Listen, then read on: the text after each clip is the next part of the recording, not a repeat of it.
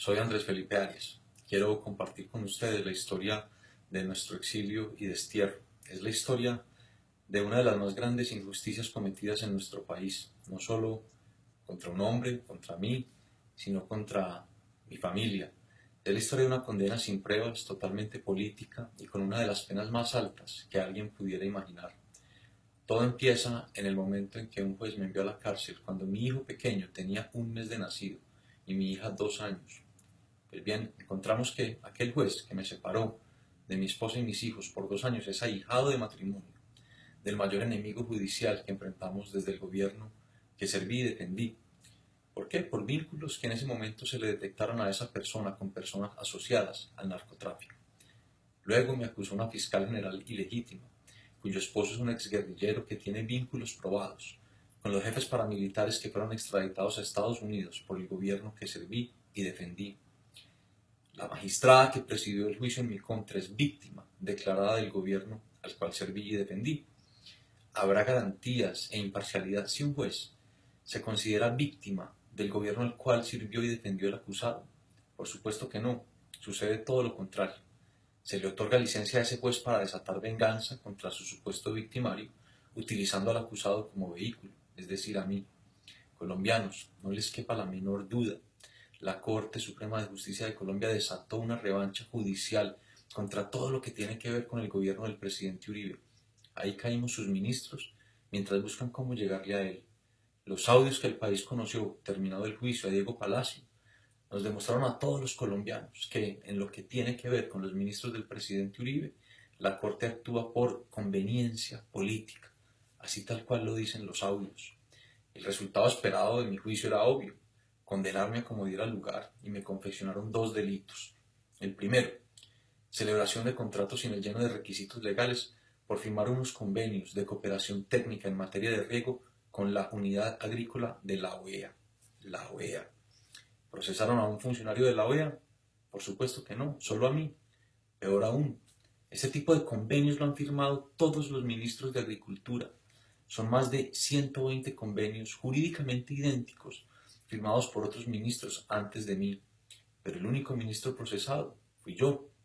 Es decir, cometí un delito de autor, en donde condenan a la persona por ser quien es y no por lo que hizo, como en un juicio estalinista.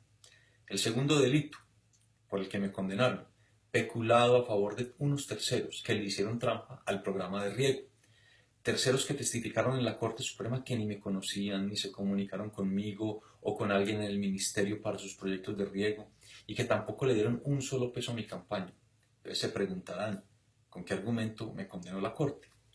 Porque, aunque todos los funcionarios del ministerio que vigilaban esos convenios de riego testificaron en juicio que nunca me involucré en la selección de los proyectos, para la Corte sí tiene que haber un plan criminal y una condena porque, abro comillas, textualmente dice: este tipo de acuerdos no cuentan con registro documental o terceros que lo corroboren, cierro comillas. Es decir, la Corte reconoce en la misma sentencia que me condenó por mera sospecha y sin pruebas.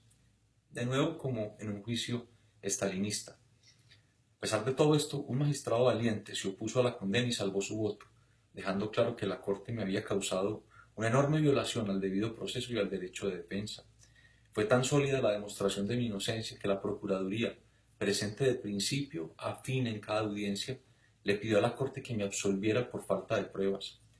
La forma en que fui condenado por la Corte es tan ilegal que una de las magistradas que firmó mi sentencia no asistió a una sola de las audiencias del juicio. Aunque se posesionó como magistrada 2 meses después de terminado el juicio, no tuvo reparo en firmar la condena. La pena que me impusieron, ya de por sí injusta e ilegal, es de más de 17 años de cárcel, cuando esa cantidad de años ni siquiera se la han impuesto a personas que realmente han asesinado, secuestrado, torturado y robado.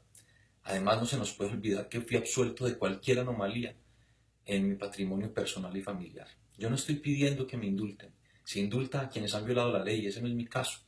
Lo único que pido es una segunda instancia, algo a lo que todos los seres humanos tenemos derecho cuando somos condenados penalmente, pero con jueces y fiscales verdaderamente imparciales, que no estén politizados, de tal manera que yo pueda demostrar mi inocencia en condiciones justas y transparentes.